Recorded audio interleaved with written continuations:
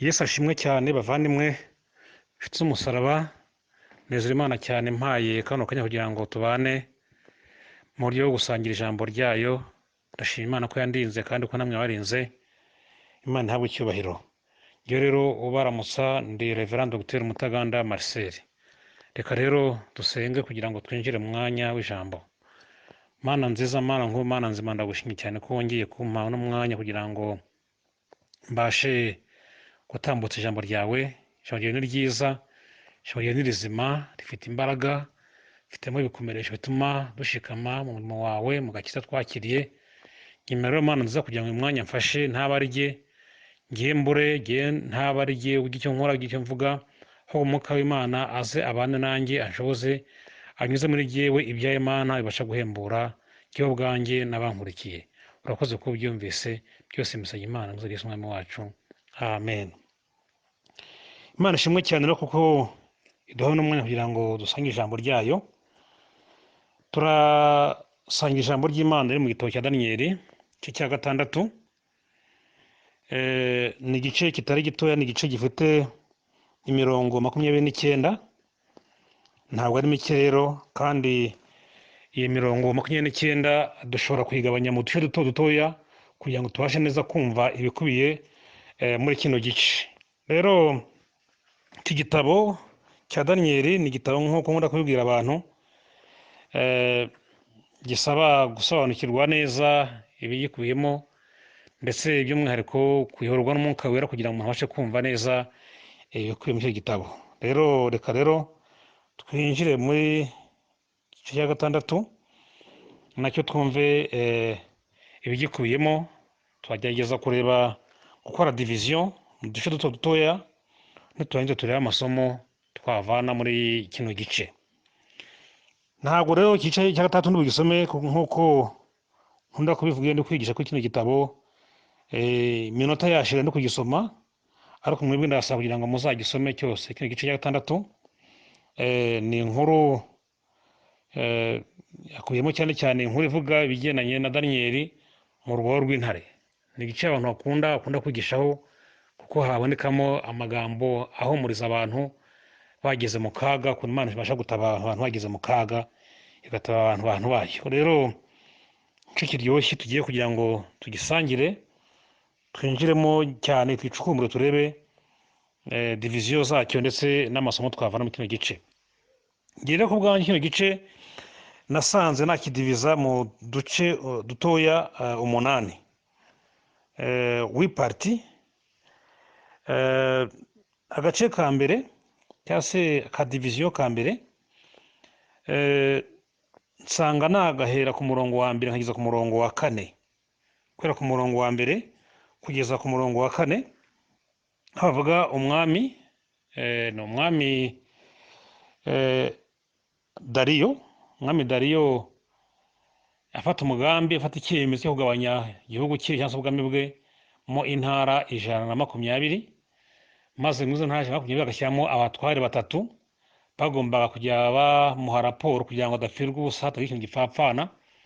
Kandi muri abatware 3 na Daniyeli yari arimo, ndetse birivuga yuko ngo mw'abo 3 Daniyeli yaje kuza kugira umugisha cyane cyane ku mwami, amutonaho. Urebye rero muri kano gace tw'ikivugwamo, agace ka kabiri cyangwa se diviziyo ya 2, nahera ku murongo wa 5 kugeza ku murongo wa 6. Havuga abatware b'intebe, muri babandi nyine umwami yari yashyizeho, yari yagabanije, atari abo 3 gusa, kuko habwo muri babandi 120 ubwo bamenye neza ibya Daniyeli ukuntu nyine yatonnye, bamugirira ishyari. Harimo abavuga ko ari abangaba 3 gusa bari begera umwami, ariko abandi bakavuga yuko byarenze n'angabo 3 bikagera noneho no mu bandi, nk'uko bari 120.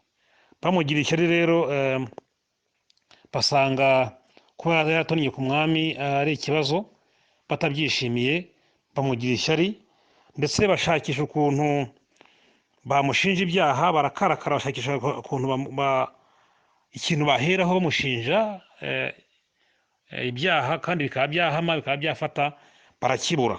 neza neza barakarakara barakibura. Aho ngaho ni ku murongo guhera ku gace ku murongo wa 5 kugeza ku murongo wa 6. Akandi gace ka 3 cyangwa division ya 3 nayihera ku murongo wa 7 kugeza ku murongo wa 10.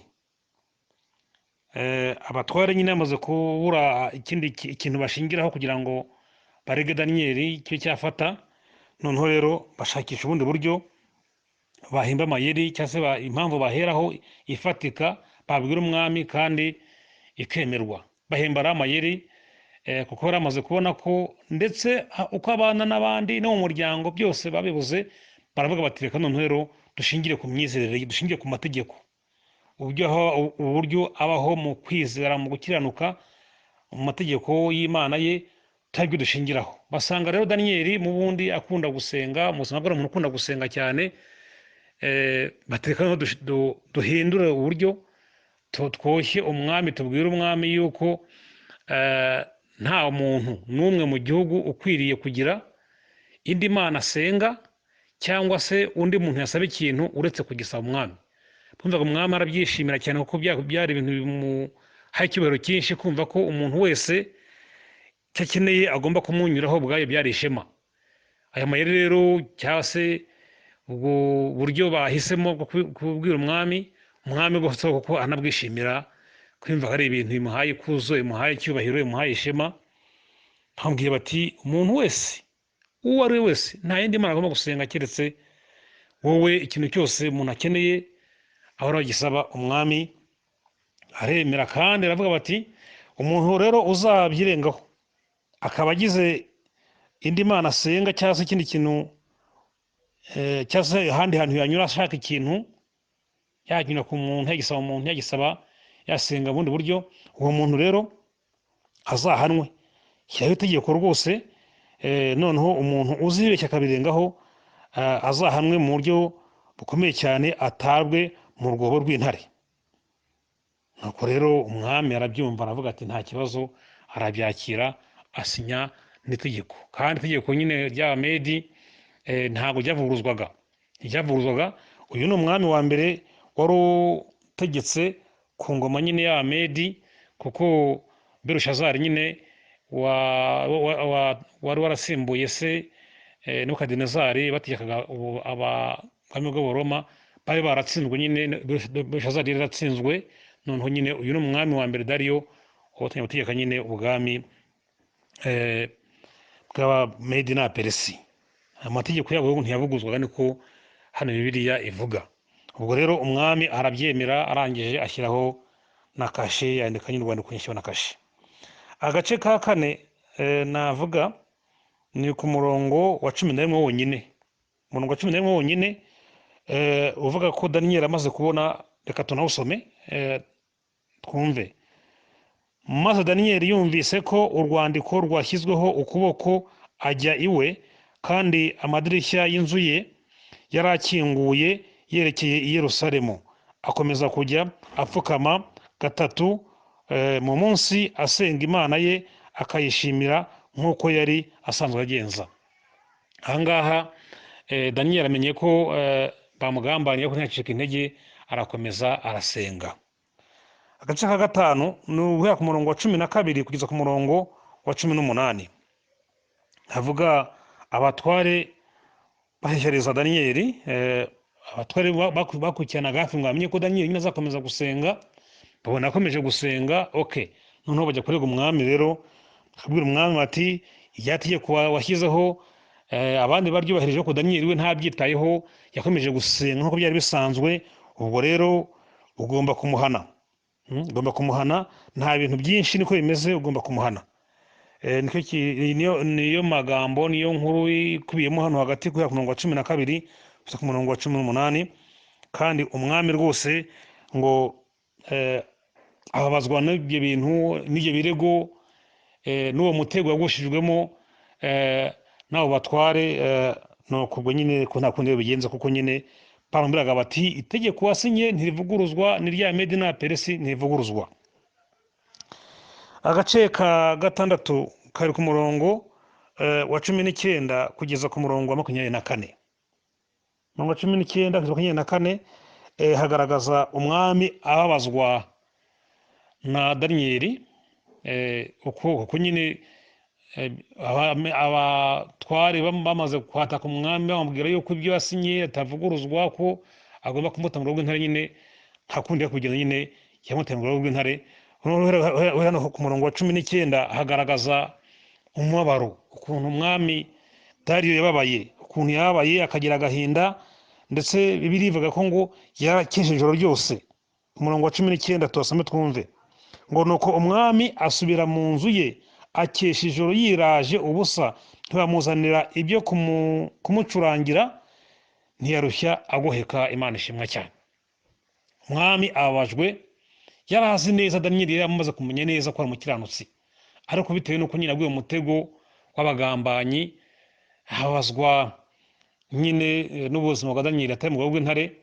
Ndetse bamwe bayavuga bati yasenga amusengera, ariko icyo tubona aha ngaha ni uko nyine yagize umwanya wo kwiyiriza ubusa, yiraza ubusa, ntiyarya ikintu cyose cy'umunezero, arabyigomwa kubera Daniyeli.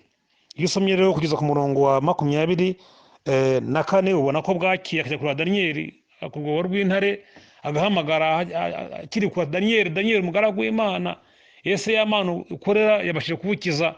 Daniyeli ati ndi muzima rwose, Imana yanjye yandengeye yankijije. Urumva ko rero byari bikomeye cyane.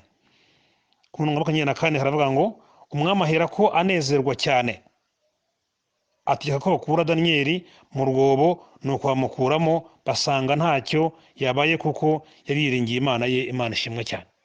Umwami yababajwe nuko Daniyeli yagiye mu rwobo rw'intare, ngo arara ababaranye nawe, ntiyagira ikintu arya, ntiyagira ikintu anywa, ababaye. Ariko ngo bukeye kare kare ajya guhamagara amubaza uko ameze, asanga Daniyeli ari muzima, aranezerwa cyane, avuga ati numukuremo. Bamukuramo asanga ameze neza. Imana ishimwe cyane. Agace ka 7 rero ni umurongo wa 25 nasanze usa nkaho wihariye umuntu yawushyira ukwawo.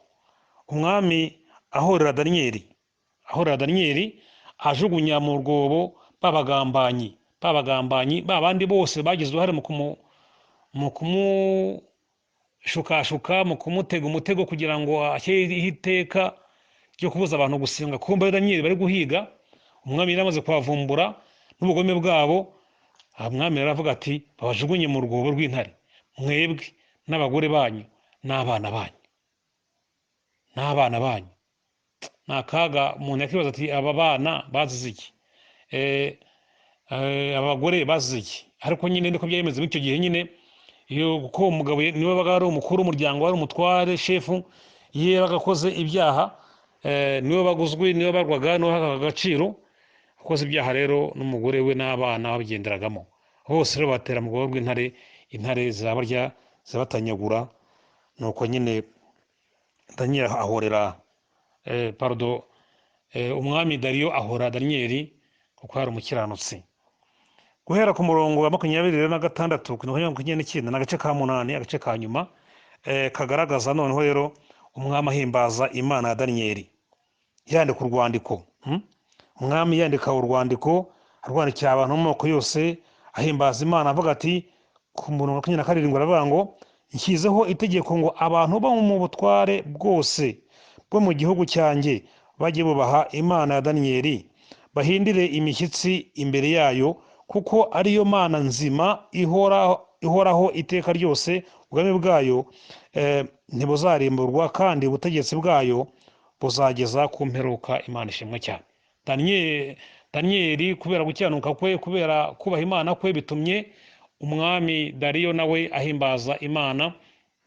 Ibi bitwibutsa ukuntu Nebukadinezari yagendaga nawe ahimbaza Imana kubera gukiranuka kwa Daniyeli. Birakomeje rero, byageze no mu bwami bwa Peresi, n'ubundi umwami Dariyo nawe guhimbaza Imana kubera Daniyeli akorera Imana nzima, akorera Imana ikiza, akorera Imana itabara abantu bayo. Imana yacu ihabwa icyubahiro. Haleluya. Iyi nkuru ni inkuru nziza rero, kandi isoza neza, ivuga rwose, inkuru isoza ivuga kuntu umwami yanezerewe Imana cyane, Imana Daniyeli yakwihimbaza, kwivuga neza.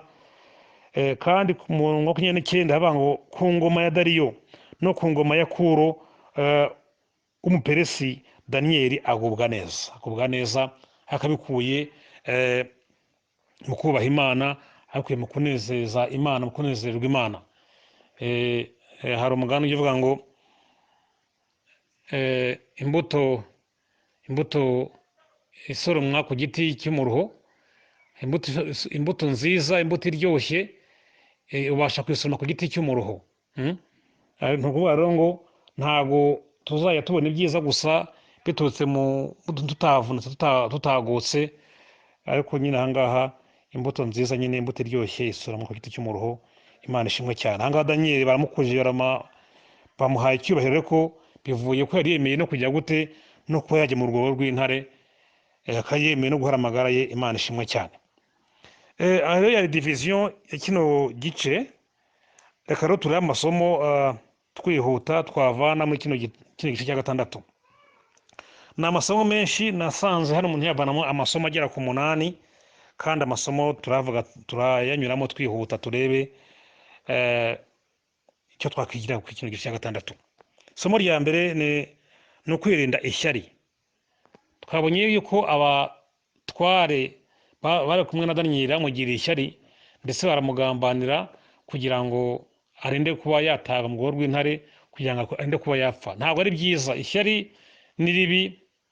Abantu benshi ntabwo bashimishwa n'uko bagenzi babo baguwe neza, abagenzi babo babonye umugisha, bagenzi babo bishimye, bagenzi bafite amahoro, ugasanga birababaje. Definisiyo y'ishyari bamwe bavuga ngo ni umubabaro utewe n'uko mugenzi wawe aguwe neza, yishimye. Ibaze umubabaro uturutse ku mugenzi wawe amerewe neza. Ubu rero si byiza kugira ishyari. Isomo rya kabiri ni ukudacogozwa n'inshamugongo. Mu by'ukuri daniyeli twabonye ko ntabwo wacogoye, yamenye neza ko bamugambaniye, ko bamuteze imitego, ndetse ishobora kuba yanamwicisha rwose. Ndetse yamenye neza ko ibyo boheje umwami kubuza abantu gusenga, ko byavuzwe yuko byemejwe yuko uzabirengaho azatarwa mu rwobo rw'intare. Ariko daniyeli ntiyacogora, ntiyacika intege. Hari indirimbo ivuga ngo utinyutse ngo ibyago ngo byose ngo nakurikire umwami Yesu, uwo ntabwo azacogozwa ngo n'inshamugongo, ngo azumvira niwe bazagwa. Daniyeli rero ntabwo wacogojwe n'inshamugongo, ntacogojwe n'amakuba yamuri imbere, ahubwo yarashikamye avuga ati nzakomeza kunamba ku Mana yanjye. Imana yacu ihabwe icyubahiro. Isomo rya gatatu twavuga ko ni ugukiranuka ku gato no ku kanini, gukiranuka ahiherereye. Mu by'ukuri bari abatware bashatse ikintu bashingiraho kugira ngo barege daniyeli, barakibura, kuko daniyeli ngo yari umukiranutsi. Bashatse ikintu na kimwe bamubonaho cy'ifuti, barakibura, basanga ni umukiranutsi, ntarangwaho n'amafuti. Dukwiye gukiranuka ku gato no ku kanini, tugakiranukira ahiherereye. Rimwe na rimwe usanga abantu dushakaho ibirego, kandi bakayibona bishingiye uko tubaho. Ntabwo dukiranuka rwose ku gato no ku kanini. Ugasanga umuntu avuga ati kanaka mushatse sinamubura, kanaka nzi ko ari umunyamujinya, nshatse akantu kumutera ujinya namubona yita ko ari yajisa. Ubwo rero dukwiriye kugerageza gukiranuka ku gato no ku kanini. Imana ishimwe cyane. Ugasanga bavuga ati kanaka namuza akunda amafaranga, bakabaza ngo umuntu bamutegera ku mafaranga, kandi akagwa mu mutego, akagwa mu cyaha. Imana dushoboze rero gukiranuka ku gato no ku kanini, ndetse no gukiranukira ahiherereye. Imana yacu ishimwe cyane. Isomo rya kane, twavuga ko Imana yacu ni Imana yica imigambi y'inshakura. Imana yacu yica imigambi y'inshakura. Bariya bagabo bari abatware bageze mu by'ubucakura by'amayeri, bashukashuka umwami, boshya umwami, bamwumvisha yuko rwose akwiriye gusinya itegeko kandi rikaze, itegeko kandi rimuha icyubahiro, rituma bigaragara ko ari umuntu wahawe icyubahiro cyane n'abantu bose, ariko ari ubucakura, ari amayeri, ari ubugambanyi. Ariko tubona yuko imigambi yabo yaje kuza gupfa ubusa. Umwami yamenye ko bamuteze imitego, nubwo atabonye ukuntu amukiza, ariko yarabaye nawe arara nijoro atariye, atanezerewe. Ariko nyine imigambi ya bwa bucakura bwabo iza kuza gupfa ubusa, ubwo daniyeli nyine ntacyo yabaye, intare zitamuriye. Imigambi rero y'ubucakura y'abari abatambyi, y'abari abatware, igaragara nyine yuko ipfuye ubusa. Imigambi yabo iburizwamo umugaragu w'Imana, umukozi w'Imana, umukiranutsi Daniyeli abaho. Imana yacu ni Imana yica imigambi y'inshakura. Imana turinde ubucakura, Imana turinde ubuhemu, Imana turinde uburyarya, turinde ubugambanyi dushobora kuba twagirira bene data. Imana yacu dufashe cyane. Isomo rya gatanu twavanamo, twavuga ko hariho intare ikaze, intare iruta izindi ntare, intare irya izindi ntare. Iyo turebye Daniyeli yajugunywe mu rwobo rw'intare, ariko intare ntizamurya, ntago zamuriye rwose, bamushyira mu rwobo rw'intare, nta ntare n'imwe yigize imurya. Kubera iki? Yesu yakurikiranaga hafi ibyo Daniyeli arimo.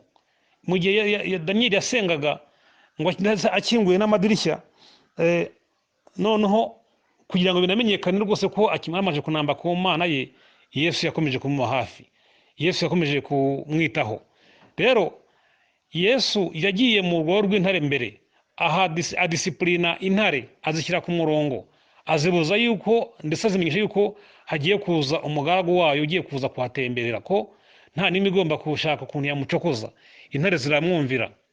Iyo Daniyeli ajya mu rwobo rw'intare mbere yuko Yesu ageramo, intare ziba zaramuriye, ariko Yesu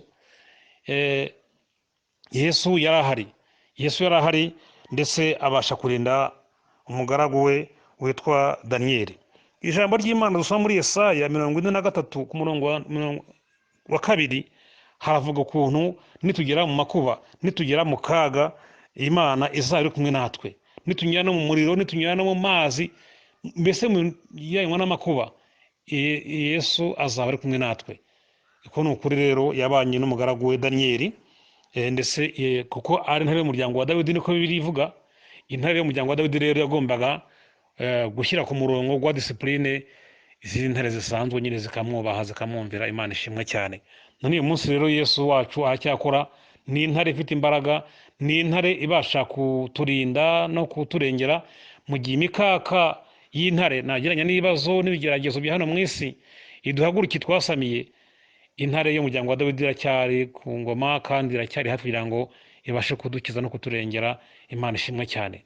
Ntukubwe ubwoba rero n'imikaka y'intare, intare zikwasamiye, intare zigukanuriye.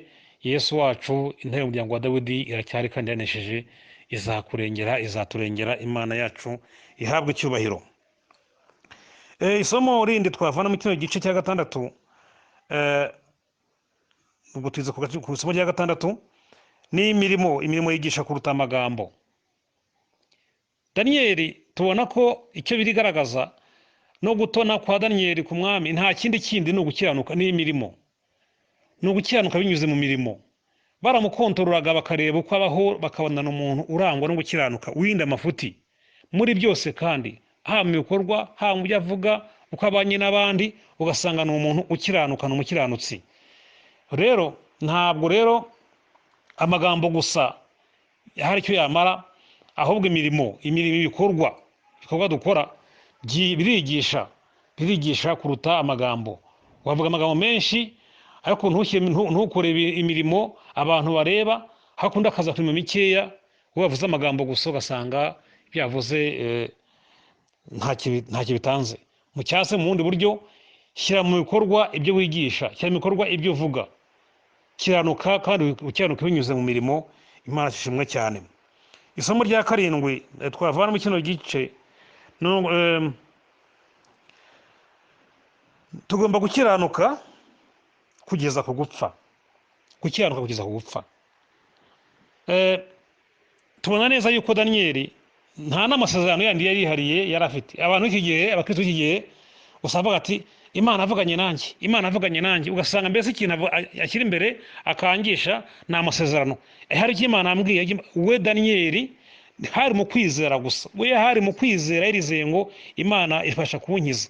Iyo twibutse bagenzi be Saduraka, Meshaki na Abedenego, hari aho bavuze ngo Imana dukorera ibasha kudukiza, ariko nubwo itadukiza, bo babaga bizeye ko bizeye Imana ishobora byose, ibasha kubakiza, kubarengera. Ibyo atavuga ngo Imana yambwiye ibi, Imana yambwiye ibi, nk'uko abakristo b'iki gihe bavuga, ahubwo babaga bafite kwizera gukomeye, kandi akavuga ati nzakiranuka, nzubaha Imana, nzanamba ku Mana, niba ngombwa yuko nanapfa ubwo nyine nzapfa nyiringiye nyine nta kundi. Natwe twe gukiranuka kugeza ku gupfa, naho twapfa tugapfa tukiri mu kwizera mu gukiranuka, tugapfa twizeye Imana yacu. Imana yacu ihabwe icyubahiro. Isomo rya nyuma, isomo rya 8, tugomba kumenya ko guhora ari ukw'Imana. Guhora ni ukw'Imana. Hano mu isi abantu baraduhemukira, abantu badukorera ibintu byinshi bibi, mbese ugasanga umuntu nawe aragambira ati ibyo kanaka nkoreye, nanjye nzamwishyura, nzihorera, bitindeye banguke, nzihorera. Ariko guhora ni ukw'Imana. Tubona neza yuko umugaragu w'Imana Daniyeli baramugambaniye kugeza ko bamutemwa w'intare, ariko we nta kindi yakoze, nta kujya kwisobanura ku mwami ngo avuge oya, we batige nzasenga Imana nizandengera. Kandi kuko Imana aramuhoreye ibinyujije mu umwami aravuga ati mwankozi z'imwe nimuze hano, muze hamwe mugiye gushyira cyangwa se mwe mwashyize umugaragu w'Imana, nimuze ari mwe mujyamo. Rero guhora ni ukw'Imana. Imana ahoreye Daniyeli nta ruhare bigizemo, we gusa yanambye ku Mana, Imana iba ariyo imuhorera. Imana ishimwe cyane. Natwe dukwiriye kumenya ko guhora ari ukw'Imana. Rero niwe umuntu aguhemukiye, niwe umuntu agukoreye icyaha, si we menya ngo si we, ahubwo n'umwanzi Shitani umukoreyemo. Bityo rero wowe unambe ku Mana, usenge, mbese musabire ko uwo mutima we wahinduka akihana. Natihana rero guhora kw'Imana kuzamugeraho. Ntuzasenge umusabira amakuba, ntuzasenge umusabira bibi, uzasenge usaba Imana ngo imusange, yihane, itunganye umutima we. Nugira umugisha azihana, bizari byiza cyane. Tumenya ko guhora rero ari ukw'Imana. Imana ishimwe cyane. Rero tubona neza ko Imana yabanye na Daniyeli, imubashisha gukiranuka, agera mu kaga, agera mu kigeragezo. Imana kandi nabwo iramurengera, maze bituma umwami ahimbaza Imana, aca iteka rivuga yuko iyo Mana ari ikwiriye gupfukamirwa, ari ikwiriye gusengwa. Imana ishimwe cyane. Namba ku Mana, muramaza gukiranuka, nayo Imana izakugirira neza. Reka dusenge Imana. Data mwiza, ndagushimye cyane kuko uri Imana idakiranirwa ngo wibagirwe imirimo. Uri Imana ihora uduhanze amaso ngo utunyere kandi tugire neza. Muri iyi minsi rero turwana na byinshi biduhagurukiye, hari byinshi biba bitubuza amahoro, bitubuza umutekano, bishaka kutugusha, abatugambana duhiga. Ariko Mana, tugushimira yuko utubera amaso, uca imigambi y'ishakura, kandi umwanya mwiza guhora n'ukwawe. Tuza kugira ngo rero utwambike imbaraga muri iyi minsi, twambike imbaraga, twuzuze umwuka kugira ngo tubashe gushikama mu gihe kigoye. Urakoze kuba ubyumvise. Byose mbisabye Imana Yesu Umwami wacu, amen. Telefoni yanjye ni 0788576367. Iyo ni MTN. Tigo ni 0728576367. Imana umugisha. Shalom shalom.